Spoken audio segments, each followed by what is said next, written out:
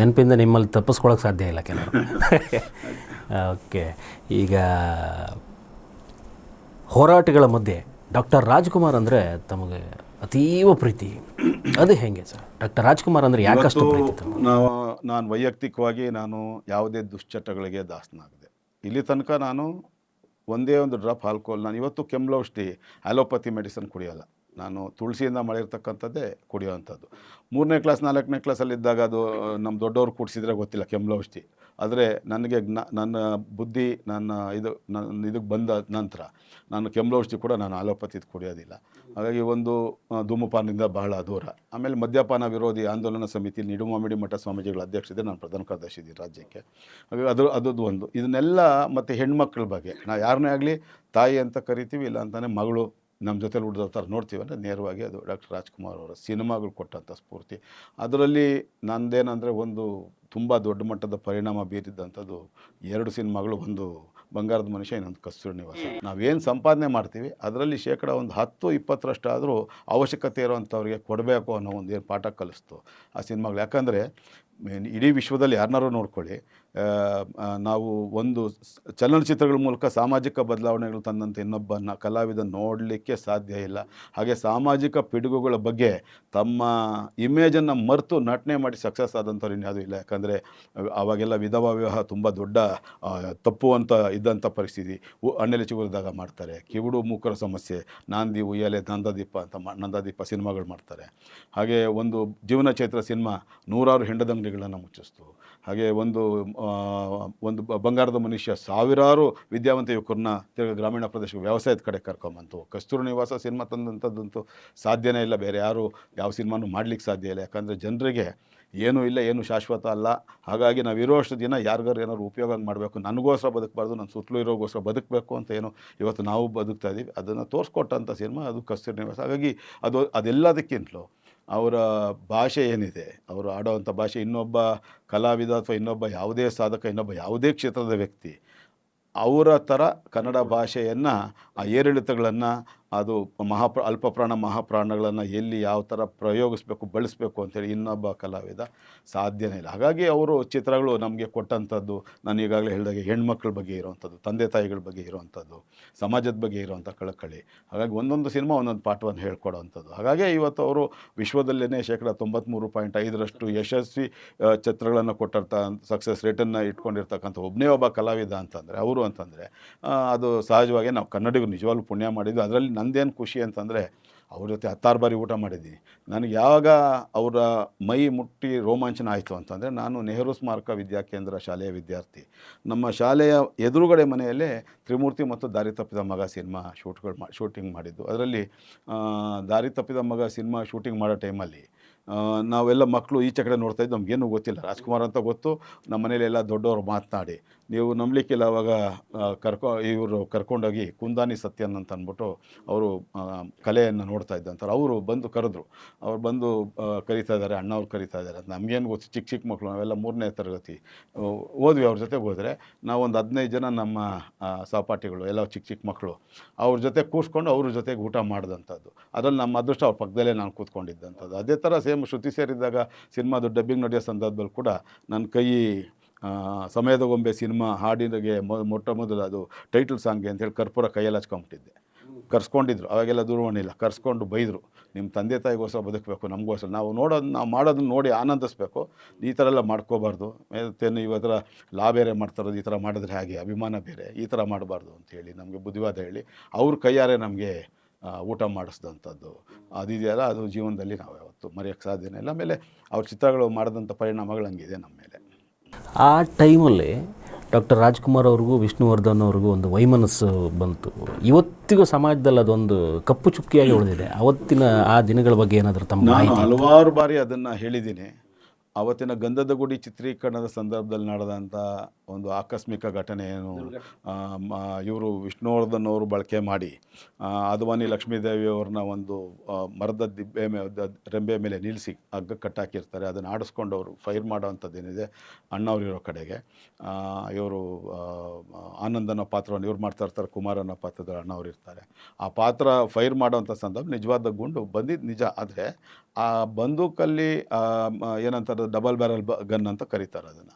ಅದರಲ್ಲಿ ಆ ಬುಲೆಟ್ ಬಂದಿದ್ದು ಹೇಗೆ ಅಂತೇಳಿ ಬೆಳಿಗ್ಗೆ ಎಂ ಪಿ ಶಂಕರ್ ಅವರು ಅದನ್ನು ಚೆಕ್ ಮಾಡಿರ್ತಾರೆ, ಅದು ಡಮ್ಮಿ ಬುಲೆಟ್ ಹಾಕಿರ್ತಾರೆ, ಆದರೆ ನಿಜವಾದ ಬುಲೆಟ್ ಬಂದಿದ್ದು ಹೇಗೆ ಅಂತ ಹೇಳಿ ಅದನ್ನು ಆ ಸಂದರ್ಭದಲ್ಲೇ ಆವಾಗ ಇಡೀ ರಾಜ್ಯದಲ್ಲಿ ದೊಡ್ಡ ಮಟ್ಟದ ಸಂಚಲನ ಉಂಟು ಮಾಡುತ್ತೆ. ಆಗ ಸ್ಥಳಕ್ಕೆ ಬರ್ತಾರೆ, ನಂಜನಗೂಡು ವ್ಯಾಪ್ತಿಯಲ್ಲಿ ನಡೆಯುವಂಥದ್ದು, ಮೈಸೂರು ಗ್ರಾಮಾಂತರ ಪೊಲೀಸ್ ಠಾಣೆ ಪೊಲೀಸರು ಬರ್ತಾರೆ, ಹೇಳಿಕೆ ತೊಗೊಳ್ತಾರೆ. ಅವತ್ತು ಅವ್ರು ಅಂದ್ಕೊಂಡಿದ್ದಿದ್ರೆ ವಿಷ್ಣುವರ್ಧನ್ ಅವ್ರ ಬಗ್ಗೆ ಕಂಪ್ಲೇಂಟ್ ಕೊಡಲ್ಲ, ಅವ್ನು ನನ್ನ ಸಹೋದರ, ಅದಕ್ಕೆ ಸಂಬಂಧ ಇಲ್ಲ ಅಂತ ಹೇಳ್ತಾರೆ. ಆ ಹೇಳಿಕೆ ಇವತ್ತು ಕೂಡ ಇದೆ. ಮೈಸೂರು ಗ್ರಾಮಾಂತರ ಪೊಲೀಸ್ ಠಾಣೆಯಲ್ಲಿ ಇವತ್ತಿಗೂ ಅವರು ಅಣ್ಣವ್ರು ಕೊಟ್ಟಿರ್ತಕ್ಕಂಥ ಹೇಳಿಕೆ ಇದೆ, ಅದರ ಸಂಬಂಧ ಇಲ್ಲ. ಇಲ್ಲಾಂದರೆ ಅವತ್ತೇ ಯಾರ್ಯಾರಿದೆ ಎಲ್ಲರನ್ನೂ ಅವರು ಯೂನಿಟಲ್ಲಿದ್ದವ್ರು ಎಲ್ಲರನ್ನೂ ಅರೆಸ್ಟ್ ಮಾಡೋ ಅವಕಾಶ ಇತ್ತು. ಆದರೆ ಅವತ್ತು ಆ ಥರ ಆಗಲಿಲ್ಲ. ಆದರೆ ಅವತ್ತು ಎಂ ಪಿ ಶಂಕರ್ ಅವರು ಮತ್ತು ಬಾಲಕೃಷ್ಣ ಅವರು ಇದಕ್ಕೆ ಸಂಬಂಧಪಟ್ಟ ಪೂರಕವಾದಂಥ ಒಂದು ಪತ್ರಿಕಾಗೋಷ್ಠಿ ಕರೆದು ಹೇಳ್ಬಿಟ್ಟಿದ್ದೀರು. ಅದರಲ್ಲಿ ನಿರ್ಮಾಪಕರಾಗಿದ್ದಂಥವರು ಇವರು ಮತ್ತು ನಿರ್ದೇಶಕರಾಗಿದ್ದಂಥ ವಿಜಯ್ ಅವರು ಅದ್ರ ಬಗ್ಗೆ ಒಂದು ಹೇಳಿಕೆ ಕೊಟ್ಟಿದ್ದರೆ ಅವತ್ತಿಷ್ಟು ಗೊಂದಲ ಆಗ್ತಾ ಇರಲಿಲ್ಲ. ಆದರೆ ಎಂ ಪಿ ಶಂಕರ್ ಅವ್ರ ಬಗ್ಗೆ ನನಗಿರ್ತಕ್ಕಂಥ ಒಂದು ಅಸಮಾಧಾನ ಏನು ಅಂತಂದರೆ, ಬಾಲಕೃಷ್ಣ ಅವರು ಬದುಕಿದ್ದಷ್ಟು ದಿನ ಸುಮ್ಮನೆ ಇದ್ದು ಬಾಲಕೃಷ್ಣ ಅವರು ಅಚಾನಕ್ಕಾಗಿ ಬುಲೆಟ್ ತುಂಬಿಸ್ಬಿಟ್ರು ಅಂತ ಹೇಳಿ ಅವ್ರು ತೀರ್ಕೊಂಡ್ಮೇಲೆ ಹೇಳ್ತಾರಲ್ಲ, ಅದು ನನಗೆ ವೈಯಕ್ತಿಕವಾಗಿ ನಾನು ಎಂ ಪಿ ಶಂಕರ್ ಅವ್ರನ್ನ ತುಂಬ ಇಷ್ಟಪಡ್ತಾ ಇದ್ದವನು. ಅವ್ರನ್ನ ಅದೊಂದು ಮಾತಿನಿಂದ ಅವ್ರ ಮೇಲೆ ಇರ್ತಕ್ಕಂಥ ಅಭಿಮಾನ ಗೌರವ ಎಲ್ಲ ನನಗೆ ಮಣ್ಪಾಲಾಯಿತು. ಅವತ್ತೇ ಅದು ಸರಿ ಮಾಡಿಬಿಟ್ಟಿದ್ದಿದ್ರೆ ಇವತ್ತು ಇಷ್ಟೆಲ್ಲ ಗೊಂದಲ ಆಗ್ತಾಯಿಲ್ಲ. ಆದರೆ ಆ ಪ್ರಕರಣಕ್ಕೂ ವಿಷ್ಣುವರ್ಧನ್ ಅವ್ರಿಗೂ ಸಂಬಂಧನೇ ಇಲ್ಲ, ಅದಂತೂ ಸತ್ಯ.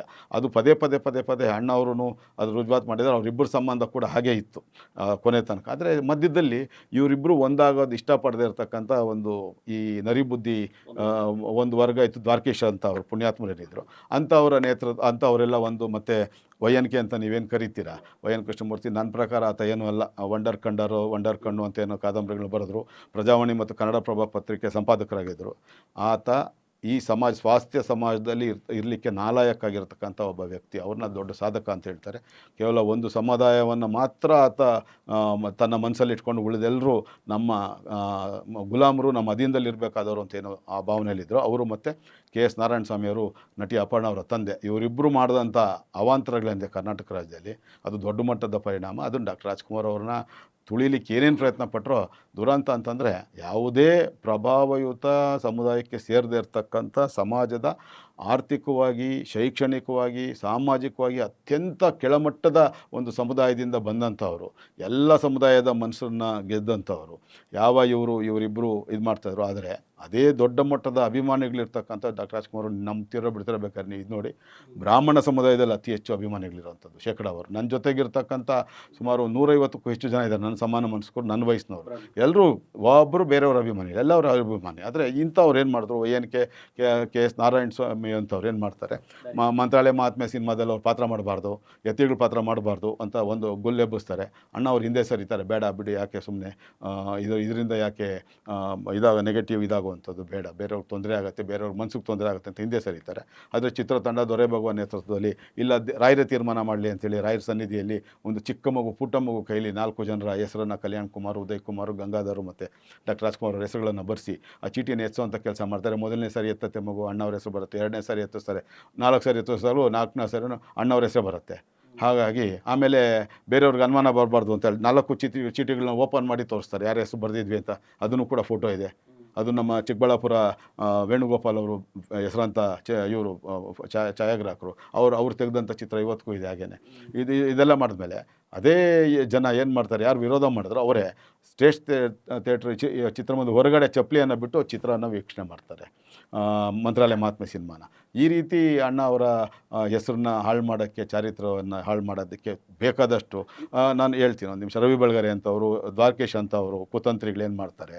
ಇವರು ಶಿವರಾಜ್ ಕುಮಾರ್ ಅವ್ರದ್ದು ನಿರಂತರವಾಗಿ 3 ಸಿನಿಮಾಗಳು 175 ದಿನಗಳ ಕಾಲ, ಅಂದರೆ 25 ವಾರ ಅಲ್ಲ 35 ವಾರ ಓಡಿರುತ್ತೆ. ಹಾಗಾಗಿ ಅದು ಹ್ಯಾಟ್ರಿಕ್ ಇರೋ ಅನ್ನೋದು ಅದು ಬೇರೆ ವಿಷಯ. ಆವಾಗ ಇವ್ರು ಕಾಲ್ ಶೀಟ್ನ ಕೇಳ್ತಾರೆ, ಕೊಡೋದಿಲ್ಲ. ಯಾಕಂದರೆ ಇವ್ರು ಸ್ವಭಾವ ಪಾರ್ವತಮ್ಮನವ್ರಿಗೆ ಗೊತ್ತಿರುತ್ತೆ. ಯಾಕಂದರೆ ಇವರು ದ್ವಾರಕೀಶ್ ಅವರು ಮುಂದೆ ಬಂದಿದ್ದೇನೆ, ನೀವು ಕೌಬಾಯ್ ಕುಳ್ಳ, ಮತ್ತು ಈಗಲೇ ನಿಮಗೆ ನನ್ನ ಮೊಬೈಲಿಂದ ಕಳಿಸಿ ಒಂದು ತೋರಿಸಿ, ನೀವು ನಾನು ಹೇಳ್ಬೇಕಾದ್ರೆ ಆ ದೃಶ್ಯ ಬಂದರೆ ಒಳ್ಳೇದು, ಇವಾಗಲೇ ಕಳಿಸ್ತೀನಿ ನಿಮಗೆ. ಕುಳ್ಳ ಏಜೆಂಟ್ 00 ಸಿನಿಮಾದಲ್ಲಿ ವಿಜಯಲಲಿತಾ ಅಂತ ಅಂದ್ಬಿಟ್ಟು ವಿಪ್ಲವನೀತಿ ಅಂತ ಸಿನಿಮಾ, ಕನ್ನಡದಲ್ಲಿ ಒಂದು ಲೇಡಿ ಹೀರೋಯಿನ್ ಓರಿಯೆಂಟೆಡ್ ಸಿನಿಮಾ, ಮೊದಲನೇ ಸಿನಿಮಾ ಅದು. ಅದರ ಹೀರೋಯಿನ್ನು ನಟಿ ಮಾಲಾಶ್ರೀ ಅವರ ಚಿಕ್ಕಮ್ಮ ಅವರು ಜೊತೆ ಅವ್ರ ಜೊತೆ ಫೈಟ್ ಮಾಡುವಂಥ ಸೀನು. ಆ ಅಮ್ಮ ಖಳನಾಯಕಿ ಕೂಡ ಅಷ್ಟೇ, ಆ ನಾಯಕಿ ಕೂಡ ಆ ಅಮ್ಮನೇ ಇರ್ತಾರೆ. ಅವ್ರ ಜೊತೆ ಫೈಟ್ ಮಾಡುವಾಗ ಟಿ ಶರ್ಟ್ ಮೇಲೆ ಅಣ್ಣ ಅವ್ರ ಫೋಟೋ ಇರ್ತದೆ, ಜೇಡ್ರಬಲ್ಲೆ ಸಿನಿಮಾದು ಇದಿರುತ್ತೆ. ಅಲ್ಲಿ ಅಣ್ಣ ನಿನ್ನ ಮೇಲೆ ನನಗೆ ಭಕ್ತಿ ಕೊಡು ನನಗೆ ಶಕ್ತಿ ಅಂತೇಳಿ ಆ ಡೈಲಾಗನ್ನು ಹೇಳಿ ಜನರನ್ನು ಅಣ್ಣವ್ರ ಅಭಿಮಾನಿಗಳನ್ನ ಥಿಯೇಟ್ರಿಗೆ ಸೆಳೆಯುವಂಥ ಕೆಲಸ ಮಾಡಿ ಯಶಸ್ವಿ ಆದರು. ಅದಾದಮೇಲೆ ಮೇಯರ್ ಮುತ್ತಣ್ಣಕ್ಕೆ ಅವಕಾಶ ಕೊಟ್ಟರು. ಮೇಯರ್ ಮುತ್ತಣ್ಣ ಯಾವ ಮಟ್ಟಕ್ಕೆ ಸಕ್ಸಸ್ ಆಯಿತು. ಸಿದ್ಧಲಿಂಗಯ್ಯನವರು ಎಂಥ ಅದ್ಭುತವಾದಂಥ ಚಿತ್ರವನ್ನು, ಬಂಗಾರದ ಮನುಷ್ಯ ಇರ್ಬೋದು, ಭೂತಯ್ಯನ ಮಗ ಇರ್ಬೋದು, ಒಂದೇ ಒಂದು ಚಿತ್ರಕಥೆಯಲ್ಲಿ ಸಾಸಿವೆ ಕಾಳಿನಷ್ಟು ಲೋಪದೋಷ ಇಲ್ಲದಿರ್ತಕ್ಕಂಥ 3 ಸಿನಿಮಾಗಳು. ಅದು ಒಂದು ಬಂಗಾರದ ಮನುಷ್ಯ, ಒಂದು ಮಯೂರ, ಇನ್ನೊಂದು ಭೂತಯ್ಯನ ಮಗಾಯು. ಆ ಭೂತಯ್ಯನ ಮಗಾಯು ಮತ್ತು ಬಂಗಾರದ ಮನುಷ್ಯ 2 ಸಿನಿಮಾಗಳ ನಿರ್ದೇಶಕರು ಅವರೇ. ಒಂದು ಸಾಸಿವೆ ಕಾಳಿನಷ್ಟು ಕೂಡ ಸ್ಕ್ರಿಪ್ಟಲ್ಲಿ ನೀವು ಲೋಪದೋಷ ತೋರ್ಸೋಕ್ಕೆ ಸಾಧ್ಯ ಇಲ್ಲ. ಅಂಥ ಒಬ್ಬ ಮಹಾನ್ ನಿರ್ದೇಶಕ, ಕನ್ನಡದ ನಂಬರ್ 1 ನಿರ್ದೇಶಕ, ಪುಟ್ಟಣ್ಣ ಕಣಗಾಲಲ್ಲ, ನಂಬರ್ 1 ನಿರ್ದೇಶಕ ಸಿದ್ಧಲಿಂಗಯ್ಯನವರೇ. ಆದರೆ ಜಾತಿ ಕಾರಣಕ್ಕೆ ಆತನ ಬದಿಗೆ ತಳಿಸುವಂಥ ಕೆಲಸವನ್ನು ಮಾಡಿದ್ರು. ಪುಟ್ಟಣ್ಣ ಕಣಗಾಲ್ ಅವರು 19 ವಿಫಲವಾದಂಥ ಚಿತ್ರಗಳನ್ನು ತೆಲುಗು, ಕನ್ನಡ, ತಮಿಳು, ಮಲಯಾಳಂ, ಹಿಂದಿನಲ್ಲಿ ಕೊಟ್ಟಂಥವ್ರು. ಹಾಗಾಗಿ ಕನ್ನಡದಲ್ಲಿ ನೀವು ತೊಗೊಂಡ್ರೆ ಫಲಿತಾಂಶ ಇರ್ಬೋದು, ಕಾಲೇಜು ರಂಗ ಇರ್ಬೋದು, ಧರ್ಮಸೇರ ಇರ್ಬೋದು, ಈ ಥರ ಎಲ್ಲ ಸಿನಿಮಾಗಳು ಅತ್ಯಂತ ವಿಫಲವಾಗಿರೋಂಥದ್ದು. ತುಂಬ ಯಶಸ್ವಿ ಚಿತ್ರಗಳು ಕೊಟ್ಟಿದೆ. ಅದಕ್ಕೆ ನಮ್ಗೆ ತುಂಬ ಗೌರವ ಇದೆ. ಅದು ಯಾರು ಇನ್ನೊಂದು ಶರಪಂಜರ, ಇನ್ನೊಂದು ಗೆಜ್ಜೆ ಪೂಜೆ, ಇನ್ನೊಂದು ನಾಗರಾವು ಯಾರು ಕೊಡೋಕ್ಕೆ ಸಾಧ್ಯ ಇಲ್ಲ ಅಂಥ ಸಿನಿಮಾಗಳು. ಆದರೆ ಅದೆಲ್ಲ ಅಷ್ಟೇ ಪ್ರಮಾಣದ ಅದಕ್ಕಿಂತಲೂ ಚೆನ್ನಾಗಿರ್ತಕ್ಕಂಥ ಅದ್ಭುತವಾದಂಥ ಸಿನಿಮಾಗಳು, ಯಶಸ್ವಿ ಚಿತ್ರಗಳನ್ನು ಕೊಟ್ಟವರು. ಮೊದಲನೇವರು ಸಿದ್ಧಲಿಂಗನವರಾದ, ಎರಡನೇವರು ದೊರೆ ಭಗವಾನ್ ಅವರು. 39 ಕಾದಂಬರಿ ಆಧಾರಿತ ಸಿನಿಮಾಗಳನ್ನ ತೆಗೆದವರು, 90% ಯಶಸ್ವಿ ಚಿತ್ರಗಳನ್ನು ಕೊಟ್ಟಿರ್ತಕ್ಕಂಥವ್ರು.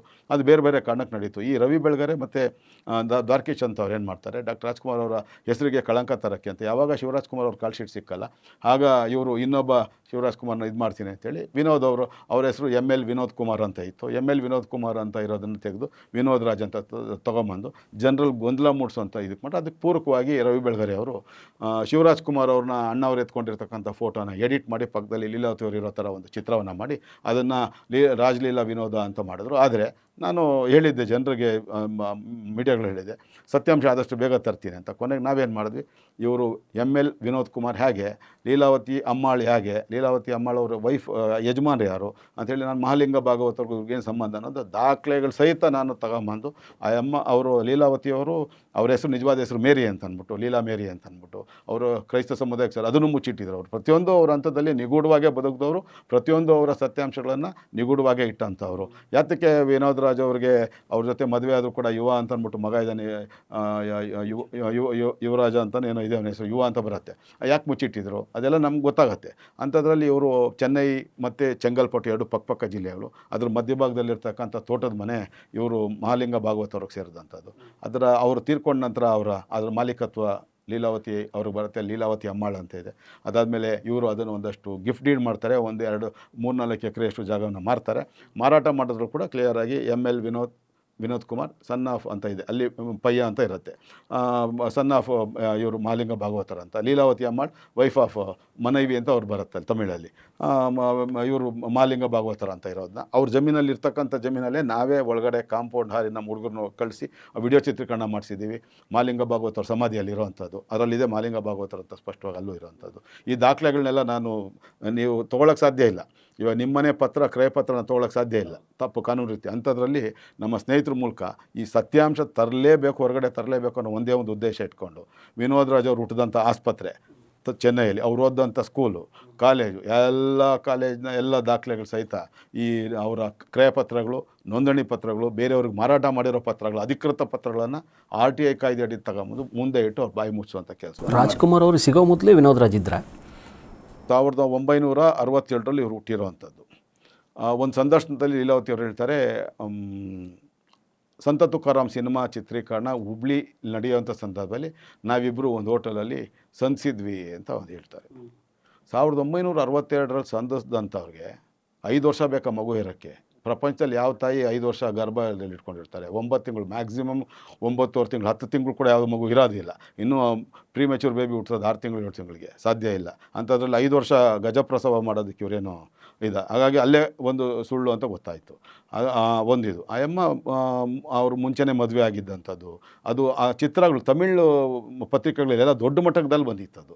ಅವರಿಬ್ಬರು ಮದುವೆ ಆದಂಥ ವಿಷಯಗಳು ಅದಕ್ಕೆ ಸಾಕ್ಷಿಗಳಾಗಿದ್ದಂಥವ್ರದ್ದು ಎಲ್ಲ ಫೋಟೋಗಳು ಸಮೇತ ಬಂದಿರೋಂಥದ್ದು, ಮಗುನ ಎತ್ಕೊಂಡಿರ್ತಕ್ಕಂಥದ್ದು. ಆದರೆ ಇವರು ಅಲ್ಲಿ ಬಂದಂಥ ಇವರು 14 ವಯಸ್ಸಿಗೆ ಮಂಗಳೂರಿಂದ ಬೆಂಗಳೂರಿಗೆ ಏನು ಬರ್ತಾರೆ, ಆಗ ನಾಟಕ ಮಂಡಳಿಯಲ್ಲಿ ಇವ್ರದೇ ಸ್ವಂತ ನಾಟಕ ಮಂಡಳಿ ಇರ್ತದೆ, ಮಹಾಲಿಂಗ ಭಾಗವತರವ್ರದ್ದು. ಅಲ್ಲಿ ಇವರು ಪಾತ್ರಗಳನ್ನು ಮಾಡಿಕೊಂಡು ಇವರ ರೆಕಮೆಂಡೇಷನ್ ಮೇಲೇ ನಾಗಮೋಹಿನಿ, ಮೋಹಿನಿ ಅಂತೇನೋ ಬರುತ್ತೆ ಫಸ್ಟು ನಾಗಕನ್ನಿಕಾ ಅಂತ ಅಂದ್ಬಿಟ್ಟು ಆ ಸಿನಿಮಾದಲ್ಲಿ ಫಸ್ಟ್ ಪಾತ್ರ ಕೊಡ್ತಾರೆ ವಿಟ್ಲಾಚಾರ್ಯ ಅವರು. ಹಾಗಾಗಿ ಬೇರೆ ಬಿ ಎಸ್ ರಂಗ ಅವರು ಒಂದು ಪಾತ್ರ ಕೊಡ್ತಾರೆ. ಇವರು ರೆಕಮೆಂಡೇಷನ್ ಮೇಲೆ ಪಾತ್ರ ಕೊಟ್ಕೊಂಬರ್ತಾರೆ. ಆಮೇಲೆ ಇವ್ರ ಜೊತೆಗೆ ಅವರು ಸಿನಿಮಾ ಮಾಡ್ತಾರೆ. ಹಾಗೆ ಇವರು ರಂಗಭೂಮಿ ಕಲಾವಿದರು, ಹೆಸರಾಂತ ರಂಗಭೂಮಿ ಕಲಾವಿದರು, ಅದರಲ್ಲಿ ಎರಡನೇ ಮಾತಿಲ್ಲ. ಒಳ್ಳೆ ಅದ್ಭುತವಾದಂಥ ಕಲಾವಿದರು.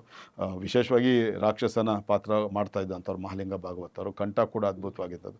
ಆದರೆ ಮಹಾಲಿಂಗ ಭಾಗವತರು ಹೊನ್ನಪ್ಪ ಭಾಗವತವ್ರಿಗೆ ಸಂಬಂಧ ಇಲ್ಲ. ಭಾಳಷ್ಟು ಜನ ಹೊನ್ನಪ್ಪ ಭಾಗವತರು ಮಹಾಲಿಂಗ ಭಾಗವತರು ಅಣ್ಣ ತಮ್ಮದಿರು ಅಲ್ಲ. ಅವ್ರೇನಂದರೆ ಸಂಸ್ಕೃತ ಶ್ಲೋಕವನ್ನು ನಿರರ್ಗಳವಾಗಿ ಹೇಳ್ತಾ ಇದ್ದಿದ್ದರಿಂದ ನಾಟಕಗಳಲ್ಲಿ ಆ ಸಂಸ್ಕೃತ ಶ್ಲೋಕ ಆ ನಾಲ್ಗೆ ಏನು ತಿರುಗಬೇಕಲ್ಲ ಅದು ವಟುಗಳಿಗೆ ಮಾತ್ರ ಸಾಧ್ಯ ಅಂಥೇಳಿ ಆ ಒಂದು ಕಾರಣಕ್ಕೆ ಭಾಗವತರ ಅಂತ ಅವ್ರಿಗೆ ಬಂದಿದೆ. ಅಷ್ಟು ಬಿಟ್ಟರೆ ಮಹಾಲಿಂಗ ಭಾಗವತರು ಅವರೇ ಬೇರೆ, ಅವರೇ ಇವರು ನಮ್ಮ ಹೊನ್ನಪ್ಪ ಭಾಗವತರು ಅವರೇ ಬೇರೆ. ಹೊನ್ನಪ್ಪ ಭಾಗವತರು ಅವರು ಕುಟುಂಬನೇ ಭಾಗವತರ ಕುಟುಂಬ ಅವ್ರದ್ದು.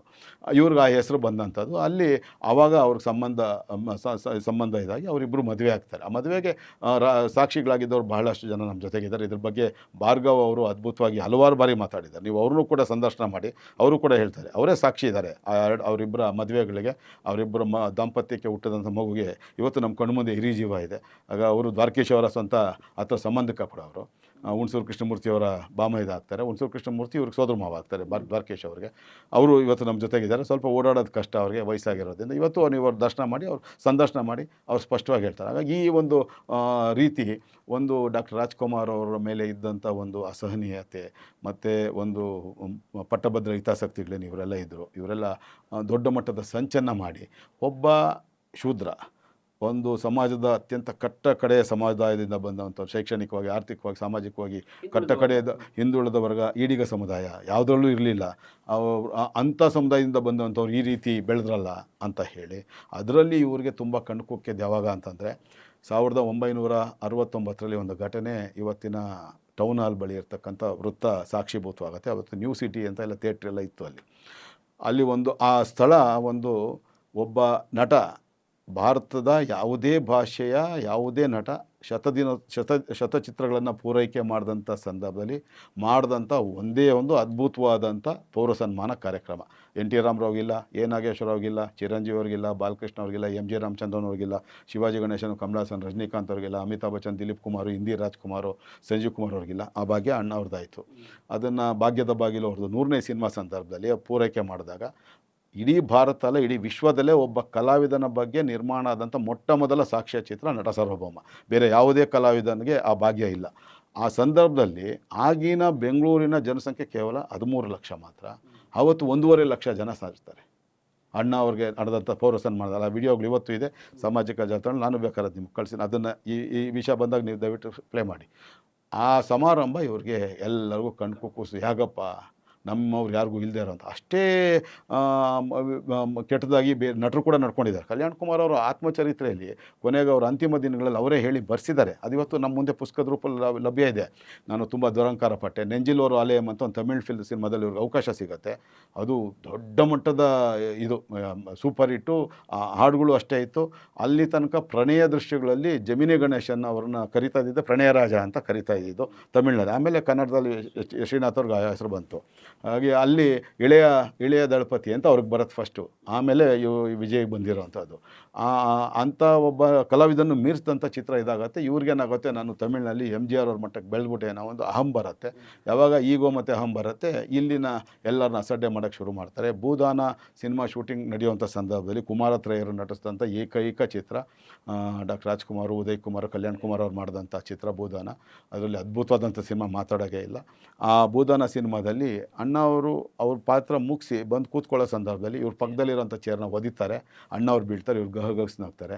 ಏಯ್ ಮುತ್ತು ಸಿಗರೇಟ್ ಅಂಟಿಸೋ ಅಂಥೇಳಿ ಅವರೆಲ್ಲ 555 ಸಿಗರೇಟು ಕುಡಿಯೋವಂಥದ್ದು ಅಂಟಿಸ್ತಾರೆ. ಅಣ್ಣವ್ರ ಕೈಲಿ ಅಂಟಿಸ್ಕೊತಾರೆ. ಇದು ಅವರೇ ಬರ್ಕೊಂಡಿದ್ದಾರೆ. ಅವರ ಕಣ್ಣೀರು ಹಾಕಿದ್ದಾರೆ ಅವ್ರು, ನಾನು ಈ ಥರ ಎಲ್ಲ ತಪ್ಪು ಮಾಡಿದೆ ಅಂತ. ಆದರೆ ಅಂತಿಮವಾಗಿ ಇವತ್ತಿಗೂ ಕಲ್ಯಾಣ್ ಕುಮಾರ್ ಅವ್ರು ಶ್ರೀಮತಿಯವರು ಇದ್ದಾರೆ ಕೇಳಿ. ಅವರ ಅಂತಿಮ ದಿನಗಳಲ್ಲಿ ಆಶ್ರಯ ಆಗಿದ್ದು ಪಾರ್ವತಮ್ಮನವ್ರು ಮಾತ್ರ, ಬೇರೆ ಯಾರೂ ಆಗಲಿಲ್ಲ. ಅವರೇ ಹೇಳಿರ್ತಕ್ಕಂಥ ಈ ರೀತಿ ಡಾಕ್ಟರ್ ರಾಜ್ಕುಮಾರ್ ಅವ್ರ ಬಗ್ಗೆ, ಅವರ ಯಶಸ್ಸಿನ ಬಗ್ಗೆ, ಅವರ ಕೀರ್ತಿಯ ಬಗ್ಗೆ, ಎಲ್ಲದಕ್ಕಿಂತಲೂ ಅವರಲ್ಲಿದ್ದಂಥ ಅಪ್ರತಿಮವಾದಂಥ ಪ್ರತಿಭೆ ಬಗ್ಗೆ ಎಲ್ರಿಗೂ ಒಂದು ಅಸಹನೀಯ ಭಾವನೆ. ನೋಡಿ, ಎನ್ ಟಿ ರಾಮರಾವ್ನ ತೆಲುಗಿನವ್ರು ಶ್ರೇಷ್ಠರು ಅಂತಾರೆ. ಡಾಕ್ಟರ್ ರಾಜ್ಕುಮಾರ್ ಅವರು 1% ಕೂಡ ಬರಲ್ಲ. ವೀರಕೇಸರಿ ಅಂತ ಕನ್ನಡ ಸಿನಿಮಾ, ಅಗ್ಗಿಪಿಡುಗು ಅಂತ ತೆಲುಗು ಸಿನಿಮಾ ಹಾಕೊಂಡು ನೋಡಿ ಪಕ್ಕ ಎಲ್ಲಿ ಅಂತ. ಇನ್ನೊಬ್ಬ ಡಾಕ್ಟರ್ ರಾಜ್ಕುಮಾರ್ ಅವರಿಗೆ ಸರಿಸಮಾನವಾದಂಥ ಕಲಾವಿದ ಯಾರು ಇದ್ದರೆ ನಮ್ಮ ದೇಶದಲ್ಲಿ, ಇಡೀ ಪ್ರಪಂಚದಲ್ಲಿ, ಅದು ಶಿವಾಜಿ ಗಣೇಶನ್. ಅಂಥ ಶಿವಾಜಿ ಗಣೇಶನ್ ಅವ್ರದ್ದೇ ನೀವು ಡಾಕ್ಟರ್ ರಾಜ್ಕುಮಾರ್ ಕಸ್ತೂರಿ ಕಸ್ತೂರಿ ನಿವಾಸ ಮತ್ತು ಅವಂದನ್ ಮನಿದನ್ 2 ಸಿನಿಮಾ ಹಾಕೊಂಡು ನೋಡಿ 10%. ಅದನ್ನು ಓಪನ್ ಆಗಿ ಅವರೇ ಹೇಳ್ತಾರೆ, ನಾನು ಅವ್ರದ್ದು 10% ಕೂಡ ಮುಟ್ಲಕ್ಕಾಗಿಲ್ಲ ಅಂತ. ಆದರೆ ಕಾದಂಬರಿ ತಮಿಳು, ಶಿವಾಜಿ ಗಣೇಶನ್ ಅವ್ರಿಗೆ ಅದು ತಯಾರಾಗಬೇಕಾಯ್ತು, ಅವ್ರು ರಿಜೆಕ್ಟ್ ಮಾಡ್ತಾರೆ ಅಂತ ಹೇಳಿ ಇದನ್ನು ಕಸ್ತೂರಿ ನಿವಾಸಗೆ ಇವ್ರು ತೊಗೊಂಬರ್ತಾರೆ ದೊರೆ ಭಗವಾನ್ ಆ ಸ್ಟೋರಿನ. ಅದು ಯಾವ ಸಿನಿಮಾ ಯಾವ ಥರ ಇತಿಹಾಸ ಸೃಷ್ಟಿ ಮಾಡ್ತು ಅಂತ ನಮಗೆಲ್ಲ ಗೊತ್ತಿರೋ ಅಂಥದ್ದು. ಹಾಗೆ ಇವರು ಇದೆಲ್ಲ ಒಂದಾಯಿತು ಅಂದರೆ ಇನ್ನೊಂದು ಇವ್ರು ಕಣ್ಕುಕ್ಕಿದ್ದು ಇನ್ನೊಂದು, ಈ ಪ್ರಪಂಚ ವಿಶ್ವ ಚಲನಚಿತ್ರರಂಗದ ಮೊಟ್ಟ ಮೊದಲ PAN India cinema, PAN movie, ಅಲ್ಲಿ ಯಾವ್ಯಾವ ದೇಶಗಳಿಗೆ ಸಂಬಂಧಪಟ್ಟಂಗೆ, ಕೇವಲ ಭಾರತದ್ದಲ್ಲ, ಅದು ಅಣ್ಣ ಅವ್ರದ್ದು ಮಹಿಷಾಸುರ ಮರ್ದಿನಿ. ಆ ಕಾಲದಲ್ಲಿ 7 ಭಾಷೆಗಳಲ್ಲಿ ಬಿಡುಗಡೆ, 7 ಭಾಷೆಗಳಲ್ಲಿ ರಜತ ಮಹೋತ್ಸವವನ್ನು ಶತದಿನೋತ್ಸವವನ್ನು ಆಚರಣೆ ಮಾಡಿರ್ತಕ್ಕಂಥದ್ದು. ಇಲ್ಲಿಯವರೆಗೆ ಬಂಗಾಳಿ ಭಾಷೆಯಲ್ಲಿ 17 ಬಾರಿ ಬಿಡುಗಡೆ ಆಗಿದೆ, ಅದರಲ್ಲಿ 11 ಬಾರಿ ಶತದಿನೋತ್ಸವ, 3 ಬಾರಿ ರಜತ ಮಹೋತ್ಸವವನ್ನು ಆಚರಣೆ ಮಾಡಿರ್ತಕ್ಕಂಥದ್ದು. ಅದು ತೆಲುಗು, ತಮಿಳು, ಮಲಯಾಳಮು, ಉರ್ದು, ಇದು ಭೋಜ್ಪುರಿ, ಮರಾಠಿ, ಗುಜರಾತಿ, ಬೆಂಗಾಳಿ, ಈ ಥರ ಒಟ್ಟು 7 ಭಾಷೆಗಳಲ್ಲಿ ಬಿಡುಗಡೆಯಾದಂಥ ಮೊಟ್ಟ ಮೊದಲ ಪ್ಯಾನ್ ಇಂಡಿಯಾ ಸಿನಿಮಾ. ಆ ಸಿನಿಮಾ ಯಶಸ್ಸು ಯಾರಿಗೂ ಜೀರ್ಣ ಮಾಡ್ಕೊಳ್ಳೋಕ್ಕಾಗಿಲ್ಲ. ಈ 2 ಘಟನೆಗಳಿಂದ ಇವ್ರು ಕಂಗೆಟ್ಟಿದ್ರು. ಹೇಗಾದರೂ ಮಾಡಿ ಡಾಕ್ಟರ್ ರಾಜ್ಕುಮಾರ್ ಅವರ ಹೆಸರಿಗೆ ಕಳಂಕ ತರಬೇಕು ಅಂತ ಒಂದು ಪ್ರಯತ್ನ ಪಟ್ಟರು. ಅವ್ರ ಸಿನಿಮಾಗಳು ಯಶಸ್ವಿ ಅಲ್ಲ ಅಂಥೇಳಿ ಸಿನಿಮಾ ರಿಲೀಸ್ ಆಗೋ ದಿನ ಆಗೆಲ್ಲ ಕೇವಲ ಪೋಸ್ಟರ್ಗಳು ಗೋಡೆ ಮೇಲೆ ಅಂಟಿಸೋದ್ರ ಮೂಲಕ ಪ್ರಚಾರ ಸಿಗ್ತಾ ಇದ್ದಂಥದ್ದು. ಇವರು ಪೋಸ್ಟರ್ಗಳು ಅಂಟಿಸ್ಕೊಂಡು ಹೋದರೆ ಮಾರನೇ ದಿನ ಬಿಡುಗಡೆ ಆಗೋದು, ಇವರೆಲ್ಲ ಅದ್ರ ಮೇಲೆ ಸಗಣಿ ಏರ್ಸ್ಕೊಂಡು ಹೋಗುವಂಥದ್ದು. ಇಂಥ ಸಿನಿಮಾ ಇಂಥ ನಟನದು ಬಿಡುಗಡೆ ಆಗಿದೆ ಅಂತಲೇ ಜನರಿಗೆ ಗೊತ್ತಾಗದೇ ಇರೋ ರೀತಿಲಿ ಮಾಡಿ ಅದನ್ನೆಲ್ಲ ಮಾಡೋಕ್ಕೆ ಹೋದರು. ಆದರೂ ಕೂಡ ನೀವು ಕಿಲಾಡಿ ರಂಗ ಸಿನಿಮಾ ಒಂದು ಬಿಡುಗಡೆ ಆದಾಗ ಇವ್ರು ಕೊಟ್ಟಿರೋ ಕಾಟ ಇದೆಯಲ್ಲ, ಅದು ಮತ್ತು ಕಟಾರಿ ವೀರ 2 ಸಿನಿಮಾಗಳಿಗೆ ಕೊಟ್ಟಿರ್ತಕ್ಕಂಥ ಕಾಟ ಯಾವುದೇ ಇಲ್ಲಿ ತನಕ ಅವರು ಕೊನೆ ತನಕ ಯಾವತ್ತಾದರೂ ನೀವು ತಿಪ್ಟೂರು ರಾಮಸ್ವಾಮಿ ಅವ್ರನ್ನ ನೀವು ಸಂದರ್ಶನ ಮಾಡಬೇಕು, ಅದು ನಿಮ್ಮ ಕರ್ತವ್ಯ ಕೂಡ. ಯಾಕಂದರೆ ಡಾಕ್ಟರ್ ರಾಜ್ಕುಮಾರ್ ಅವ್ರ ಜೊತೆ ಅವಿನಾಭಾವ ಸಂಬಂಧ ಇಟ್ಕೊಂಡಂಥ ಅವರಿಗೆ ಜೀವಕ್ಕೆ ಜೀವದ ಗೆಳೆಯನಾಗಿದ್ದಂಥವ್ರು ತಿಪ್ಟೂರು ರಾಮಸ್ವಾಮಿ ಅವರು ನಮ್ಮ ಕಣ್ಮುಂದೆ ಇದ್ದಾರೆ. ಅವ್ರನ್ನ ಸಂದರ್ಶನ ಮಾಡಿ ಒಂದೇ ಒಂದು ದಿನ ಒಂದು ಕ್ಷಣಕ್ಕೂ ಅವ್ರಿಗಾದಂಥ ಅವಮಾನಗಳ ಬಗ್ಗೆ, ಅವ್ರ ವಿರುದ್ಧ ಮಾಡಿದಂಥ ಷಡ್ಯಂತ್ರಗಳ ಬಗ್ಗೆ ಒಂದು ದಿನ ಕೂಡ ಅವ್ರು ಮಾತಾಡಿದವರಲ್ಲ. ಅಷ್ಟರ ಮಟ್ಟಿಗೆ ತಾವಾಯಿತು, ತಮ್ಮ ಕೆಲಸ ಆಯಿತು. ಇಲ್ಲಾಂದರೆ ಡಾಕ್ಟರ್ ರಾಜ್ಕುಮಾರ್ ಅವ್ರು ಮನಸ್ಸು ಮಾಡಿದರೆ 1984ರಲ್ಲಿ ಈ ರಾಜ್ಯದ ಮುಖ್ಯಮಂತ್ರಿ NT ರಾಮರಾವ್ಗಿಂತಲೂ ಮುಂಚೆ MGR ಅವ್ರ ನಂತರ ಒಂದು ರಾಜ್ಯದ ಮುಖ್ಯಮಂತ್ರಿ ಆದಂಥ ಚಲನಚಿತ್ರ ನಟ ಅನ್ನೋ ಖ್ಯಾತಿಗೆ ಅವ್ರು ಬರ್ಬೋದಾಯಿತು. ಅವರು ಅದನ್ನು ತಿರಸ್ಕರಿಸಿದ್ರು. ಅವರು ನನ್ನ ಧೂಳಿಗೂ ಸಮ ಇಲ್ಲ ಅಂತ ಹೇಳಿ, ಆ ರೀತಿ ಅಂದರೆ ಅವರ ಮಾತು ಹೇಳಿ ನಾವು ಹೇಳೋವಂಥದ್ದು ಬೇಡ, ನನಗೆ ಜನರು ಶಾಶ್ವತವಾದಂಥ ರಾಜನ ಸ್ಥಾನ ಕೊಟ್ಟಿದ್ದಾರೆ. ಯಾಕೆ ಬೇರೆ ಪಕ್ಷಗಳಲ್ಲಿರ್ತಕ್ಕಂಥ ನಾನು ಯಾವುದೋ ಒಂದು ಪಕ್ಷಕ್ಕೆ ಹೋಗೋದು, ಮುಖ್ಯಮಂತ್ರಿ ಆಗುವಂಥದ್ದು, ರಾಜಕಾರಣಿ ಆಗುವಂಥದ್ದು, ಇನ್ನುಳಿದಂಥ ಪಕ್ಷಗಳಲ್ಲಿರೋ ನನ್ನ ಅಭಿಮಾನಿಗಳು ನನ್ನ ವಿರುದ್ಧನೇ ಕೆಲಸ ಮಾಡಬೇಕಾದಂಥ ಪ್ರಸಂಗಗಳು, ಇದು ಬೇಡ ಅಂಥೇಳಿ ಇದನ್ನು ಜಗ್ಗೇಶ್ವರ್ ಹಲವಾರು ಬಾರಿ ಹೇಳಿದ್ದಾರೆ. ಯಾತಕ್ಕೋಸ್ಕರ ನಾನು ಚುನಾವಣಾ ರಾಜಕೀಯದಿಂದ ಹೊರಗಡೆ ಬಂದೆ ಅಂತ ಹೇಳಿ ಜಗ್ಗೇಶ್ವರ್ ಹಲವಾರು ಬಾರಿ ಹೇಳಿದ್ದಾರೆ. ಆಗ ಅವ್ರಿಗೇನು ಅಣ್ಣವ್ರು ಕಿವಿ ಮಾತು ಹೇಳಿದರು ಅನ್ನೋದನ್ನು ಅವ್ರು ಹೇಳಿದ್ದಾರೆ. ಚಿರಂಜೀವಿ ಅವರು ಕೂಡ ಹೇಳಿದ್ದಾರೆ. ಹಾಗಾದರೆ ಚಿರಂಜೀವಿ ಅದ್ಭುತವಾದಂಥ ಕಲಾವಿದ, ಸ್ವಯಂ ಕೃಷಿಯಿಂದ ಬಂದಂಥವ್ರು, ಅವರು ಸ್ವಪ್ರತಿಭೆಯಿಂದ ಮೇಲೆ ಬಂದಂಥವ್ರು. ಅವ್ರನ್ನ ಆಚ್ಕಾ ಗುಂಡಾರಾಜ ಅಂಥೇಳಿ ತೆಲುಗಿನಲ್ಲಿ ಗ್ಯಾಂಗ್ ಲೀಡರು, ಹಿಂದಿನಲ್ಲಿ ಆಚ್ಕಾ ಗುಂಡಾರಾಜ ಅಂತ ಒಂದು ಹಿಂದಿ ಸಿನಿಮಾ, ಅದ್ಭುತವಾದಂಥ ಯಶಸ್ಸು. BCCನಲ್ಲಿ ಅವ್ರದ್ದು ಇಂಟರ್ವ್ಯೂ ಮಾಡ್ತಾರೆ, 20 ನಿಮಿಷಗಳ ಕಾಲ ಇಂಟರ್ವ್ಯೂ. ನಾನು ಹೇಳ್ತಾ ಇರೋಂಥದ್ದು 88-89 ಇಸ್ವಿದು. ಆವಾಗ ಅವರು ನಿಮ್ಮ ಮೇಲೆ ವ್ಯಕ್ತಿತ್ವದ ಮೇಲೆ ಪ್ರಭಾವ ಬೀರಿದಂಥವ್ರು ಯಾರು ಅಂತ ಅವ್ರು ಹೇಳ್ಬೋದಾಗಿತ್ತು. ಆಂಧ್ರದವರು ಅವ್ರು ಹೇಳಿ ಕೇಳಿ NT ರಾಮರಾವ್ ಹೆಸರು, ನಾಗೇಶ್ವರ ರಾವ್ ಹೆಸರು ಹೇಳ್ತಾರೆ. ಅವ್ರು ಹೇಳಿಲ್ಲ, ನನ್ನ ವ್ಯಕ್ತಿತ್ವದ ಮೇಲೆ ಪ್ರಭಾವ ಬೀರಿದೋ ಡಾಕ್ಟರ್ ರಾಜ್ಕುಮಾರ್ ಅವರು ಅಂತ. ಅವರ ಮಗನ ರಾಮಚರಣ್ ತೇಜನ ಸಿನಿಮಾಗೆ ಇಂಟ್ರೊಡ್ಯೂಸ್ ಮಾಡೋಕ್ಕೆ ಮುಂಚೆ ಅವ್ರು ಕರ್ಕೊಂಬಂದು ಡಾಕ್ಟರ್ ರಾಜ್ಕುಮಾರ್ ಆಶೀರ್ವಾದ ಕೊಡಿ ಅಂತೇಳಿ ಕೊಟ್ಬಿಟ್ಟು ಆಮೇಲೆ ಕರ್ಕೊಂಡೋಗಿ ಅವರು ಫಸ್ಟ್ ಶಾಟ್ ಇದು ಮಾಡಿದವರು. ಆ ಥರ ಅಭಿಮಾನ ಇಟ್ಕೊಂಡು, ಯಾಕಂದರೆ ಅವ್ರಿಗೆ ಗೊತ್ತು ಡಾಕ್ಟರ್ ರಾಜ್ಕುಮಾರ್ ಏನು ಅನ್ನೋದು ಅವ್ರಿಗೆ ಗೊತ್ತು. ಹಾಗಾಗಿ ನಮ್ಮವರು ಒಂದಷ್ಟು ಜನ ಕುತಂತ್ರಗಳು ಮಾಡಿದ್ರು, ಆದರೆ ಅದರಲ್ಲಿ ಯಶಸ್ವಿ ಆಗಿಲ್ಲ. ತಾತ್ಕಾಲಿಕವಾಗಿ ಒಂದು 3-4 ವರ್ಷಗಳ ಕಾಲ ಜನರ ಮನಸ್ಸಲ್ಲಿ ಗೊಂದಲ ಮೂಡಿಸೋದ್ರಲ್ಲಿ ಯಶಸ್ವಿಯಾಗಿದೆ ರವಿ ಬೆಳಗೆರೆ, ದ್ವಾರಕೀಶ್ ಅಂತ ಕುತಂತ್ರಿಗಳು ಅಂತ ಗೊಂದಲ ಇದ್ರ ಬಂದಾಗ ಏನಾಗುತ್ತೆ, ಅಕಾಲಿಕವಾಗಿ ಕೆಲವರು ಮರಣ ಹೊಂದಿದಂಥವ್ರು, ಸುನೀಲ್ ಅವರು, ಕೆಲವು ಕಡೆ ಸ್ಪಷ್ಟತೆ ಇಲ್ಲ ಇದಕ್ಕೆ. ಸುನೀಲು, ಶಂಕರ್ ನಾಗು ಅಕಾಲಿಕವಾಗಿ ಮರಣ ಹೊಂದುತ್ತಾರೆ, ಚಾಲ್ತಿಲಿರ್ತಾರೆ, ತುಂಬ ಚಾಲ್ತಿಲಿರ್ತಾರೆ. ಅಂಥವ್ರು ಮರಣ ಹೊಂದಿದಾಗೆಲ್ಲ ಈ ದೊಡ್ಡ ಮನೆಗೆ ತಗಲಾಕೊಳ್ತಾರೆ. ನೀವು ಯಾರ್ಯಾರು ಏನೇನು ಮಾಡ್ಕೊಂಡು, ಇವಾಗ ಉದಾಹರಣೆಗೆ ಇವಾಗ ದರ್ಶನ್ ಅವರು ಸ್ವಯಂಕೃತ ಅಪರಾಧ, ಅದಕ್ಕೆ ದೊಡ್ಡ ಮನೆ ಫ್ಯಾಮಿಲಿ ಇದೆ ಅಂತ ಅಂಟಿಸ್ತಾರೆ. ದೊಡ್ಡ ಮನೆಯವ್ರು ಹೇಳಿದ್ದಾರೆ ರೇಣುಕಾಸ್ವಾಮಿನ ಮರ್ಡರ್ ಮಾಡು ಅಂತ ಹೇಳಿ, ಯಾಕೆ ಸಾಧ್ಯ ಇದೆ? ಹಾಗೆ ಇವರು ಜೋಕುಮಾರ್ ಸ್ವಾಮಿ ಸಿನಿಮಾದು ಶೂಟಿಂಗ್ಗೆ ಅಂತೇಳಿ ಹೋಗುವಂಥದ್ದು, ಅದು ಡ್ರೈವಿಂಗ್ ಮಾಡ್ತಾಯಿದ್ರು, ಇವತ್ತು ಬದುಕಿದ್ದಾರೆ. ಕಾರಣ ಇವ್ರು ನಿದ್ದೆಗೆ ಜಾರ್ತಾರೆ, ಇವ್ರಿಗೂ ನಿದ್ದೆ ಎಳಿಯತ್ತೆ, ಲೆಫ್ಟ್ ಸೈಡ್ ಹೊಡಿಯತ್ತೆ, ಸ್ಪಾಟ್ ಆಗಿಬಿಡ್ತಾರೆ, ಡ್ರೈವರ್ ಉಳ್ಕೊತಾರೆ. ಅದನ್ನು ಹೆಂಗೆ ಇವರು ಹೋಗಿ ಅಣ್ಣವ್ರ ಫ್ಯಾಮಿಲಿ ಡಾಕ್ಟರ್ ರಾಜ್ಕುಮಾರ್ ಅವರು ಅಥವಾ ಪಾರ್ವತಮ್ಮನವರು ಹೋಗಿ ಪೆಡಲ್ ಮೇಲೆ ಎಕ್ಸಲೇಟರ್ ಮೇಲೆ ಬ್ರೇಕ್ ಮೇಲೆ ಕಾಲಿಟ್ಕೊಂಡು ಕೂತಿದ್ರ ಅಲ್ಲಿ ಇವ್ರು ಮಾಡೋದಕ್ಕೆ ಹೇಳಿ. ಅದು ಸುನೀಲ್ ಅವ್ರದ್ದು ಆಕಸ್ಮಿಕ. ಇವಾಗ ಶಶಿಕುಮಾರ್ಗೆ ಅವರು ಕುಡಿದ ಮತ್ನಲ್ಲಿ ಆಕ್ಸಿಡೆಂಟ್ ಆಗಿರ್ತಕ್ಕಂಥದ್ದು, ಅದಕ್ಕೂ ಇದಕ್ಕೆ ಏನೇ ಆದರೂ ಅದಕ್ಕೆ ಇವರೇ ಕಾರಣ ಅಂತ ಹೇಳಿ ಜನರ ಮಧ್ಯದಲ್ಲಿ ಆ ರೀತಿ ತಂದಿಡುವಂಥ, ನನ್ನ ಮಕ್ಕಳಿಗೆ ಇವರು ಪೈಪೋಟಿ ಕೊಡುವಂಥವ್ರು ಸುನೀಲು, ಶಶಿಕುಮಾರು, ಅನ್ನುವಂಥವು ಬಂದು ಆ ರೀತಿ ಘಟನೆ ನಡೀತು ಅನ್ನೋದು ಸಮಾಜದಲ್ಲಿ ಒಂದು ಕೆಟ್ಟ ಸಂದೇಶ. ಹೇಳಂತಂದ್ರೆ ಈ ಕನ್ನಡ ಸಿನಿಮಾಗೆ ಅತಿ ಹೆಚ್ಚು ಪ್ರತಿಭೆಗಳನ್ನು ಕೊಡುಗೆ ಕೊಟ್ಟವರು ಪಾರ್ವತಮ್ಮ ರಾಜ್ಕುಮಾರ್ ಅವರು. ಇಡೀ ವಿಶ್ವದಲ್ಲೇ 82 ಸಿನಿಮಾಗಳನ್ನು ನಿರ್ಮಾಣ ಮಾಡಿದಂಥ ಇನ್ನೊಬ್ಬ ನಿರ್ಮಾಪಕಿ ಇಲ್ಲ ಅವ್ರದ್ದು. ಆ 82 ಸಿನಿಮಾದಲ್ಲಿ 78 ಸಿನಿಮಾಗಳು ಯಶಸ್ವಿ ಸಿನಿಮಾಗಳು. ಅವರು ಯಾರ್ಯಾರಿಗೆ ಇವಾಗ ಶಶಿಕುಮಾರ್ ಅವ್ರಿಗೆ ಅವಕಾಶ ಮಾಡಿಕೊಟ್ಟವ್ರು ಯಾರು, ಹಾಗೆ ದರ್ಶನ್ ಅವ್ರಿಗೆ ಅವಕಾಶ ಮಾಡಿಕೊಟ್ಟವ್ರು ಯಾರು ಅಂತ ನೀವೇ ನೋಡಿ. ಇವಾಗ ನೀವು ಜನಮದ ಜೋಡಿ ಸಿನಿಮಾ ಟೈಟ್ಲ್ ಕಾರ್ಡ್ ನೋಡಿ, ಪ್ರೊಡಕ್ಷನ್ ಮ್ಯಾನೇಜರ್ ಅಂತ ಇರುತ್ತೆ. ಆಮೇಲೆ ದೇವರ ಮಗ ಅಂತ ಸಿನಿಮಾ ತೆಗಿತಾರೆ ಅಂಬರೀಷ್ ಅದರಲ್ಲಿ ಇವರು ಪಾತ್ರ ಕೇಳ್ತಾರೆ. ಆ ಪಾತ್ರ ಇವ್ರಿಗೆ ದರ್ಶನಕ್ಕೆ ಸೂಟ್ ಆಗುತ್ತೆ ಅಂತ ಇದು ಮಾಡ್ತಾರೆ. ಗಿರಿಕನ್ಯಾ ಸಿನಿಮಾಗೆ ಇವರು ರಜನಿಕಾಂತ್ ಆಯ್ಕೆ ಮಾಡಿರ್ತಾರೆ. ರಜನಿಕಾಂತ್ ಅವ್ರು ಮೇಕಪ್ ಸಮೇತ ಬಂದು ನಿಂತಿರ್ತಾರೆ. ನಮ್ಮ ಪರ್ಲ್ ವ್ಯಾಲಿ ಅಂತ ಕರೀತಾರೆ, ಅಥವಾ ಮುತ್ಯಾಲಮಡು ಅಂತ ಆನೆಕಲ್ ಹತ್ರ ಇರೋವಂಥದ್ದು. ಅಲ್ಲೊಂದು ಸಣ್ಣ ಜಲಪಾತ ಇದೆ, ಅಲ್ಲೇ ಶೂಟಿಂಗ್ ನಡೆಯುವಂಥದ್ದು. ಇವರು ನಿಂತ್ಕೊಂಡಿರ್ತಾರೆ. ಪಾರ್ವತಮ್ಮ ಅವ್ರು ಬರ್ತಾರೆ, ಇಲ್ಲ ನಮ್ಮನೆ ಮಗ ಇದ್ದಂಗೆ ಅವ್ರಿಗೆ ಪಾತ್ರ ಆಗಲಿಲ್ಲ ಅಂದರೆ ಹೇಗೆ ಅಂಥೇಳಿ ರಜನಿಕಾಂತ್ ಅವ್ರನ್ನ ರಿಕ್ವೆಸ್ಟ್ ಮಾಡ್ಕೊಂಡು ಮುಂದಿನ ಚಿತ್ರದಲ್ಲಿ ಕೊಡ್ತೀವಿ ಅಂತೇಳಿ. ಇವಾಗಲೂ ರಜನಿಕಾಂತ್ ಅವ್ರನ್ನ ಕೇಳ್ಬೋದು, ಅದ್ರ ಬಗ್ಗೆ ಮಾತಾಡ್ತಾರೆ. ತೂಗುದೀಪ ಶ್ರೀನಿವಾಸ್ ಅವ್ರಿಗೆ ಪಾತ್ರ ಬದಲಾಯಿಸ್ತಾರೆ.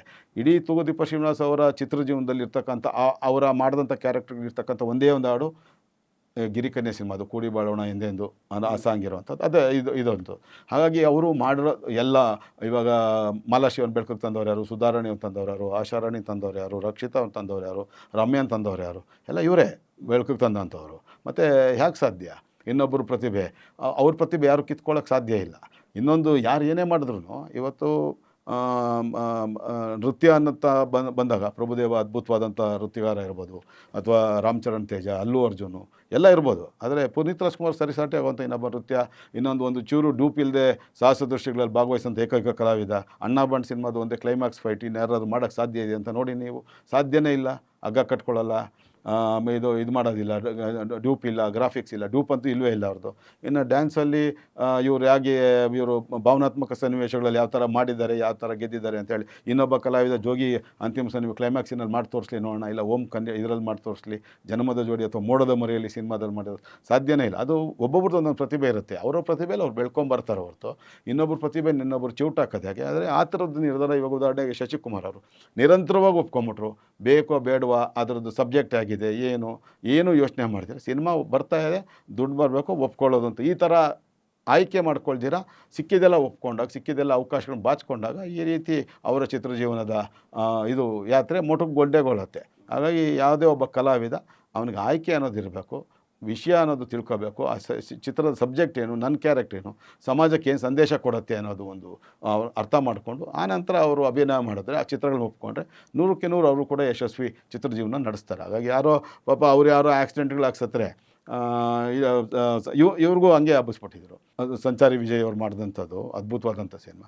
ಅವ್ರು ಬೈಕ್ ಆಕ್ಸಿಡೆಂಟಲ್ಲಿ ಅವ್ರು ಯಾವುದೋ ಒಂದು ಹೋಗಿರ್ತಾರಲ್ಲಿ, ಆ ಶೂಟಿಂಗ್ ಮುಗಿದ ಮೇಲೆ ಅವ್ರ ಸ್ನೇಹಿತರದ್ದು ಒಂದು ಬೈಕ್ ತೊಗೊತಾರೆ, ಅಲ್ಲಿ ಬೈಕು ಕಂಟ್ರೋಲ್ ಸಿಕ್ಕಲ್ಲ, ಹೋಗುತ್ತಾರೆ. ಅದಕ್ಕೂ ದೊಡ್ಡ ಮನೆಯವರೇ ಕಾರಣ ಅಂತಂದರೆ ಯಾಕೆ ಸಾಧ್ಯ ಹೇಳಿ? ಅವ್ರೇನಾರು ಹೋಗಿ ಎಕ್ಸ್ಲೇಟ್ರು, ನಾನು ಈಗಾಗಲೇ ಹೇಳ್ದಂಗೆ ಬ್ರೇಕು ಫೇಲ್ ಮಾಡಿಬಿಟ್ರೋದು, ಅಥವಾ ಆಕ್ಸಿಲೇಟ್ರ್ ಹೊತ್ತಿರೋದು, ಗೇರ್ ಹಾಕ್ಬಿಟ್ರೋದನ್ನು ಮಾಡ್ತಾರೆ. ಹಾಗಾಗಿ ಸುಮ್ಮನೆ ಜನ ಬಾಯಿಗೆ ಬಂದಂಗೆ ಮಾತಾಡ್ತಾರೆ. ಎಲ್ಲದಕ್ಕೂ ಇವರ ಹೊಣೆ ಅನ್ನೋ ರೀತಿಯಲ್ಲಿ ಅದು ಮಾಡ್ಕೊಂಡು ಹೋಗ್ತಾರೆ. ಅದು ಅವ್ರಿಗೊಂಥರ ವಿಕೃತ ಮನಸ್ಸು ಇರತಕ್ಕಂಥವ್ರು ಮಾಡೋದು. ಅದರಿಂದ ಒಂದು ರೀತಿಯ ವಿಕೃತವಾದಂಥ ಆನಂದವನ್ನು ಅನುಭವಿಸ್ತಾರೆ ಅಷ್ಟೇ. ಅವ್ರನ್ನೆಲ್ಲ ನಾವು ನೇರವಾಗಿ ನಿಮ್ಯಾನ್ಸ್ ಆಸ್ಪತ್ರೆಗೆ ಸೇರಿಸಿ ಚಿಕಿತ್ಸೆ ಕೊಡಿಸ್ಬೇಕು ಹೊರತು ಬೇರೆ ದಾರಿನೇ ಇಲ್ಲ. ಇಂಥವ್ರು ಇದ್ದೇ ಇರ್ತಾರೆ. ತಾವು ಕೊನೆಯದಾಗಿ ಬೆಂಗಳೂರಿನ ಬಗ್ಗೆ ತುಂಬ ದೊಡ್ಡ ಕನಸಿಟ್ಕೊಂಡವರು, ಯಾವ ರೀತಿ ಸವಲತ್ತುಗಳನ್ನು ಮತ್ತು ಸರಿಪಡಿಸೋದಕ್ಕೆ ವ್ಯವಸ್ಥೆಗಳನ್ನು ಮಾಡಿದ್ರೆ ಬೆಂಗಳೂರು ಒಂದು ಮಟ್ಟಕ್ಕೆ ಸರಿಯಾಗತ್ತೆ? 2 ಸಮಸ್ಯೆ ಮೊದಲು ಬೆಂಗಳೂರನ್ನು ಕಾಡ್ತಾರಂಥದ್ದು. ಜಾಗತಿಕ ಮಟ್ಟದಲ್ಲಿ ಬೆಂಗಳೂರು ಮಹಾನಗರಕ್ಕೆ, ಉದ್ಯಾನ ನಗರಿಗೆ ಕೆಟ್ಟ ಹೆಸರು ತಂದಿರತಕ್ಕಂಥದ್ದು 2. ಮೊದಲನೇದು ಕಸದ ಸಮಸ್ಯೆ, ಎರಡನೇದು ರಸ್ತೆ ಗುಂಡಿಗಳ ಸಮಸ್ಯೆ. ಈ ರಸ್ತೆ ಗುಂಡಿಗಳ ಸಮಸ್ಯೆ ಇವತ್ತು ಎಷ್ಟು ಪರಿಣಾಮ ಅಂತಂದರೆ 10 IT-BT ಕಂಪ್ನಿಗಳು ಬೆಂಗಳೂರನ್ನ ಬಿಟ್ಟು ಅಕ್ಕಪಕ್ಕದ ರಾಜ್ಯಗಳ ಹತ್ರ ಹೋಗಿರ್ತಕ್ಕಂಥದ್ದು ನಾವು ನೋಡಿದ್ದೀವಿ. ಅದಕ್ಕೆ ಇವ್ರು ಮಾಡಬೇಕಾಗಿರ್ತಕ್ಕಂಥದ್ದು ಮೊದಲು ಗುತ್ತಿಗೆದಾರರ ಮಾಫಿಯಾನ ಕಂಟ್ರೋಲ್ ಮಾಡಬೇಕು. ಈ ಕಾಂಟ್ರಾಕ್ಟರ್ಸ್ ಮಾಫಿಯಾನ ಕಂಟ್ರೋಲ್ ಮಾಡಬೇಕು. ಬೆಂಗಳೂರಲ್ಲಿರ್ತಕ್ಕಂಥದ್ದು BBMP ಅಥವಾ ಇವಾಗಿನ GBA ಮತ್ತು BDA, ಈ 2 ಇಲಾಖೆಗಳಲ್ಲಿ ಡಾಂಬರೀಕರಣ ಮಾಡುವಂಥ ಕಾಂಟ್ರಾಕ್ಟರ್ ಇರೋದೇ 27 ಜನ, 28 ಇಲ್ಲ. ಅವರಿಗೆ ಸೀಮಿತ ಮಾಡಿದ್ದಾರೆ. ಹೌದು. ಆದರೆ ಮ್ಯಾಂಡೇಟ್ರಿ ಏನು ಅಂತಂದರೆ ಕಂಪಲ್ಸರಿ ಆಯಾ ಗುತ್ತಿಗೆದಾರ ತನ್ನದೇ ಆದಂಥ ಸ್ವಂತ ಪ್ಲ್ಯಾಂಟನ್ನು ಹೊಂದಿರಬೇಕು, ಆಸ್ಫಾಲ್ಟ್ ಪ್ಲ್ಯಾಂಟನ್ನು. 1949ರಲ್ಲಿ ಇಲ್ಲಿ ಮೇಯರ್ ಪದ್ಧತಿ ಶುರು ಆಗಿದ್ದಂಥದ್ದು. ಸ್ವಾತಂತ್ರ್ಯ ಬಂದಮೇಲೆ 2 ವರ್ಷ ಯಾವುದೂ ಇರಲಿಲ್ಲ. ಅದಕ್ಕೆ ಮುಂಚೆ ಕಮಿಷನರೇ ಇದ್ದಂಥವ್ರು. 1876ರಲ್ಲಿ ಮೊಟ್ಟ ಮೊದಲ ಕಾರ್ಪೊರೇಷನ್ ಬೆಂಗಳೂರಲ್ಲಿ 2 corporation, Bengaluru municipal corporation, Bengaluru cantonment municipal corporation ಅಂತ ಆಗಿದ್ದು. 2 ಕಾರ್ಪೊರೇಷನ್, ಒಂದು ಮೇಯರಲ್ಲಿ ಕಾರ್ಯನಿರ್ವಹಿಸ್ತಾ ಇತ್ತು, ಇನ್ನೊಂದು ಗೂಡ್ಶೆಡ್ ರೋಡಲ್ಲಿ ಕಾರ್ಯನಿರ್ವಹಿಸ್ತಾ ಇತ್ತು. ಇಲ್ಲಿ ಎಲೆಕ್ಟೆಡ್ ಬಾಡೀಸ್ ಇದ್ದರು, ಜೊತೆಗೆ 15 ಜನ ಎಲೆಕ್ಟೆಡ್ ಬಾಡೀಸ್ ಇದ್ದರು ಬೆಂಗಳೂರು ಮುನ್ಸಿಪಲ್ ಕಾರ್ಪೊರೇಷನಲ್ಲಿ. ಮತ್ತು ಬೆಂಗಳೂರು ನಗರಸಭೆ ಅಂತ ಕರೀತಾರೆ, 6 ಜನ ನಾಮಿನೇಟೆಡ್, ಎಲ್ಲ ಆಂಗ್ಲೋ ಇಂಡಿಯನ್ಸ್ ಇದ್ದರು. ಅಲ್ಲಿ ಬೆಂಗಳೂರು ಕಂಟೋನ್ಮೆಂಟ್ ಮುನ್ಸಿಪಲ್ ಕಾರ್ಪೊರೇಷನ್ನು ದಂಡುಪಾಳ್ಯದಲ್ಲಿದ್ದಂಥದ್ದು, ಅದು ಮೇಯೋಲಲ್ಲಿ ಕೆಲಸ ಮಾಡ್ತಾ ಇದ್ದಂಥದ್ದು. ಅಲ್ಲಿ 11 ಜನ ಕೂಡ ನಾಮನಿರ್ದೇಶಿತ ಸದಸ್ಯರು, ನಾಮಿನೇಟೆಡ್, ಎಲ್ಲ ಆಂಗ್ಲೋ ಇಂಡಿಯನ್ಸೇ ಇದ್ದಂಥದ್ದು. ಅಲ್ಲಿಂದ ಪ್ರಾರಂಭ ಆದಾಗ ತೊಗೊಂಡಾಗಲೂ ಕೂಡ ನೀವು ಇಲ್ಲಿ ನಾನು ಕೇವಲ ಮೇಯರ್ ಪದ್ಧತಿದೆ ಶುರು ಮಾಡಿದಾಗಲೂ ಕೂಡ ಅಲ್ಲಿ ಮೊದಲು ಡಾಕ್ಟರ್ ರಿಚರ್ಡ್ಸನ್ ಅಂತ ಕಮಿಷನರ್ 2 ಕಾರ್ಪೊರೇಷನ್ಗೆ. ಅದು ಹೊರತುಪಡಿಸಿ 1949ರಲ್ಲಿ ಮೇಯರ್ ಪದ್ಧತಿ ಜಾರಿಗೆ ಬಂದ ಮೇಲೆ ಇಲ್ಲಿವರೆಗೆ ಈ ಬೆಂಗಳೂರು ಮಹಾನಗರದಲ್ಲಿ ಮೊದಲು 15 ಚದರ ಕಿಲೋಮೀಟ್ರ್ ಇತ್ತು, ಇವಾಗ 804 ಚದರ ಕಿಲೋಮೀಟ್ರ್ ಆಗಿದೆ. ಅಲ್ಲಿ ತನಕ ಬೇರೆ ಬೇರೆ ಹಂತಗಳು, ಬೆಂಗಳೂರು ಮುನ್ಸಿಪಲ್ ಕಾರ್ಪೊರೇಷನ್ ಆಯಿತು, ಬೆಂಗಳೂರು ಸಿಟಿ ಕಾರ್ಪೊರೇಷನ್ BCC ಅಂತ ಆಯಿತು, ಬೆಂಗಳೂರು ಮಹಾನಗರ ಪಾಲಿಕೆ ಅಂತ ಆಯಿತು, BMP ಅಂತ, ಕೊನೆಗೆ ಬೃಹತ್ ಬೆಂಗಳೂರು ಮಹಾನಗರ ಪಾಲಿಕೆ ಆಯಿತು, GB ಆಯಿತು. ಈ 5 ಹಂತಗಳಲ್ಲಿ ತನ್ನನ್ನು ಬದಲಾಯಿಸ್ಕೊಂಡು ಬಂದಂಥದ್ದು ಬೆಂಗಳೂರು ಮಹಾನಗರ. ತನ್ನ ಇತಿಹಾಸದಲ್ಲಿ ಇಲ್ಲಿ ತನಕ ಯಾವುದೇ ಒಬ್ಬ ಎಂಜಿನಿಯರು ತಾನು ಕೆಲಸ ಮಾಡುವಂಥ ಪ್ರದೇಶದ ವಾರ್ಡ್ ವ್ಯಾಪ್ತಿಯಲ್ಲಿ ಯಾವ ರಸ್ತೆಗೆ ಡಾಂಬರೀಕರಣ ನಾಳೆ ಆಗತ್ತೆ, ಇವತ್ತು ಹೋಗಿ ಆ ಡಾಂಬರು ಘಟಕವನ್ನು ಪರೀಕ್ಷೆ ಮಾಡೋಣ, ಅಲ್ಲಿ ಆ ಡಾಂಬರು ತಯಾರು ಮಾಡಲಿಕ್ಕೆ, ಡಾಂಬರು ಮಿಶ್ರಣ ತಯಾರು ಮಾಡಲಿಕ್ಕೆ ಏನೇನು ಕಚ್ಚಾ ವಸ್ತುಗಳು ಅದಕ್ಕೆ ಬಳಸ್ತಾ ಇದ್ದಾನೆ, ಆ ಕಚ್ಚಾ ವಸ್ತುಗಳ ಗುಣಮಟ್ಟ ಎಂಥದ್ದು ಅಂತೇಳಿ ಗುಣಮಟ್ಟದ ಪರೀಕ್ಷೆ ಇಲ್ಲಿ ತನಕ ಮಾಡಿಲ್ಲ. ದುರಂತ ಅಂದರೆ ಪ್ರತಿ ವರ್ಷಕ್ಕೆ ಬೆಂಗಳೂರು ಮಹಾನಗರದಲ್ಲಿ ಸುಮಾರು 8,000ದಿಂದ 9,000 ಕೋಟಿ ಮೊತ್ತದಲ್ಲಿ ರಸ್ತೆಗಳ ಅಭಿವೃದ್ಧಿ ಆಗುತ್ತೆ. ನಮಗೆ ಆದಂಥ ಒಂದು 2 ಕೋಟಿ ರೂಪಾಯಿ ಖರ್ಚಾರೆ ಬರುತ್ತೆ. ಒಂದೇ ಒಂದು ಸ್ವಂತದಾದಂಥ ಲ್ಯಾಬೊರೇಟ್ರಿ ಇಲ್ಲ ಗುಣಮಟ್ಟ ಪರೀಕ್ಷೆಗೆ. ಹೈದ್ರಾಬಾದ್ ಕಳಿಸ್ತೀವಿ, ಪುನಃ ಕಳಿಸ್ತೀವಿ. ಇಲ್ಲಿ ಅಂತ ಯಾಕೆ ಇವ್ರು ಎಂಜಿನಿಯರ್ಸ್ ಬಿಡಲ್ಲ, ಬ್ಯೂರೋಕ್ರಾಟ್ಸ್ ಬಿಡಲ್ಲ. ಯಾಕೆ ಅಂದರೆ ಇಲ್ಲಿ ಒಂದು ಗುತ್ತಿಗೆದಾರನ್ನು ಸುಲಿಗೆ ಮಾಡೋದು ಏನಾಗುತ್ತೆ, ಜನರು ಮನಸ್ಸಲ್ಲಿ ಒಂದು ಈ ಸಿನಿಮಾಗಳಿಂದ ಇದರಿಂದ ಬಂದಿರೋವಂಥದ್ದು ರಾಜಕಾರಣಿಗಳು ದೊಡ್ಡ ಇದು ಅಂತ. ಆದರೆ ರಾಜಕಾರಣಿಗಳು ಹೋಗೋವಂಥದ್ದು 3ರಿಂದ 4%, ಆದರೆ 25ರಿಂದ 30% ಕಮಿಷನ್ ಹೋಗೋದು ಅಧಿಕಾರಿಗಳಿಗೆ. AE ಲೆವೆಲಿಂದ ಶುರು ಆಗುತ್ತೆ, ಬಿಲ್ ರಿಜಿಸ್ಟರ್ ಎಂಟ್ರಿ ಆಗೋದ್ರಿಂದ, ಅದಾದಮೇಲೆ ಮೆಜರ್ಮೆಂಟ್ ಬುಕ್ ಇದಾಗೋದ್ರಿಂದ ಶುರು ಆಗುತ್ತೆ. 5%, 3%, 2% ಈ ಥರ ಹೋಗಿ 25ರಿಂದ 30% ಬರೀ ಅಧಿಕಾರಿಗಳಿಗೆ ಹೋಗುತ್ತೆ. ಆಟೋಮೆಟಿಕ್ಕಾಗಿ ಗುಣಮಟ್ಟ ಕಡಿಮೆ ಆಗುತ್ತೆ. ಅದು ಒಂದು. ಅದನ್ನು ಈ ಅಧಿಕಾರಿಗಳ ಮಟ್ಟದಲ್ಲಿ ಆಗ್ತಾ ಇರತಕ್ಕಂಥ ಭ್ರಷ್ಟಾಚಾರವನ್ನು ತಡೆಗಟ್ಟುವಂಥ ಯಾವುದೇ ಒಂದು ಶಿಸ್ತುಬದ್ಧವಾದಂಥ ಕ್ರಮಗಳನ್ನ ತೊಗೊಳ್ಳೋಂಥ ಸರ್ಕಾರ ಇಲ್ಲಿ ತನಕ ಯಾವುದೇ ಇರ್ಬೋದು, ಕಾಂಗ್ರೆಸ್ ಇರ್ಬೋದು, BJP ಬಂದಿಲ್ಲ. ಅದೇ ದುರಂತ, ನಮ್ಮ ನಾಡಿನ ದುರಂತ. ಅದು ಮೊದಲನೇದಾಗ ಕಚ್ಚಾ ವಸ್ತುಗಳು ಬಳಸ್ತಾ ಇರೋಂಥದ್ದು ಯಾವ ಗುಣಮಟ್ಟದ್ದು ಅಂಥೇಳಿ. ಎಲ್ಲದಕ್ಕಿಂತಲೂ ಯಾತಕ್ಕೆ ಎದ್ದು ಬರುತ್ತೆ, ಡಾಂಬರ್ ಎದ್ದು ಬರುತ್ತೆ ಅಂತಂದರೆ, ರಸ್ತೆ ಮುಂಚೆ ತಾರು ಹಾಕ್ಲಿಕ್ಕೆ ಮುಂಚೆ ರಸ್ತೆನ ಗುಡಿಸ್ಬೇಕು, ಕ್ಲೀನ್ ಮಾಡಬೇಕು, ಅಲ್ಲಿರ್ತಕ್ಕಂಥ ಧೂಳನ್ನೆಲ್ಲ ತೆಗಿಬೇಕು. ಮುಂಚೆ ಎಲ್ಲ ಗುಡಿಸೋರು ನೀವು ನೋಡಿದ್ದೀರಾ, ಅವಾಗೆಲ್ಲ ರಸ್ತೆ ಗುಣಮಟ್ಟ ಚೆನ್ನಾಗಿರೋದು. ಅದಾದ ನಂತರ ಇವರು ಎಮಲ್ಷನ್ ಅಂತಾರೆ, ಎಮಲ್ಷನ್ ಸಿಂಪಡಿಸ್ಬೇಕು. ಆ ಎಮಲ್ಷನ್ ಅದು ಹಿನ್ಕಾಲ್ ಅಂತ ಇದೆ, ಆ ಗುಣಮಟ್ಟದ್ದು ಅದು ನಂಬರ್ 1 ಅದು ಹಿನ್ಕಾಲು. ಅದು ಇವ್ರು ಬಳಸಲ್ಲ, ಅದ್ರ ಬದಲು ಸೀಮೆಣ್ಣೆ ಬಳಸ್ತಾರೆ. ಕೆಲವೊಂದಷ್ಟು ಜನ ಗುತ್ತಿಗೆದಾರರು ನೀರನ್ನೇ ಬಳಸ್ತಾರೆ. ಯಾತಕ್ಕೆ ಅಂತಂದರೆ ಆ ಎಮಲ್ಷನ್ನು 1 ಬ್ಯಾರಲ್ಗೆ ಎಷ್ಟು ಖರ್ಚಾಗತ್ತೆ ಅಷ್ಟು 100 ಬ್ಯಾರಲ್ ಸೀಮೆಣ್ಣೆ ಬರುತ್ತೆ, ಅದನ್ನು ಬಳಸ್ತಾರೆ. ಆಟೋಮೆಟಿಕ್ಕಾಗಿ ಎದ್ದೋಗುತ್ತೆ. ನಿಮಗೆ ಎಲ್ಲಿ ಮರಗಳ ಕೆಳಗೆ ತಾರು ಹಾಕಿರ್ತಾರೆ, ಅದು ಹೊಸದಾಗಿ ಇನ್ನು ಒಣಗಿ ಆ ದ್ರಾವಣ ಮಿಶ್ರಣ ಎಲ್ಲ ಒಣಗಿ ರಸ್ತೆ ಜೊತೆ ಅದು ಹೊಂದ್ಕೊಳ್ಳೋದಿಲ್ಲ, ಕೂಡ್ಕೊಳ್ಳಲ್ಲ. ಅಲ್ಲಿವರೆಗೆ ಮಳೆ ಏನಾದ್ರು ಬಂದುಬಿಟ್ರೆ ಆ ರೆಂಬೆಗಳಿಂದ ಎಲೆಗಳಿಂದ ಉದುರೋ ಪ್ರತಿಯೊಂದು ಹನಿ ಆ ಭಾಗದಲ್ಲಿ ಡಾಂಬರನ್ನು ಎತ್ಕೊಂಡು ಬರ್ತಾ ಇರುತ್ತೆ. ಅದು ಮೊದಲನೇದು.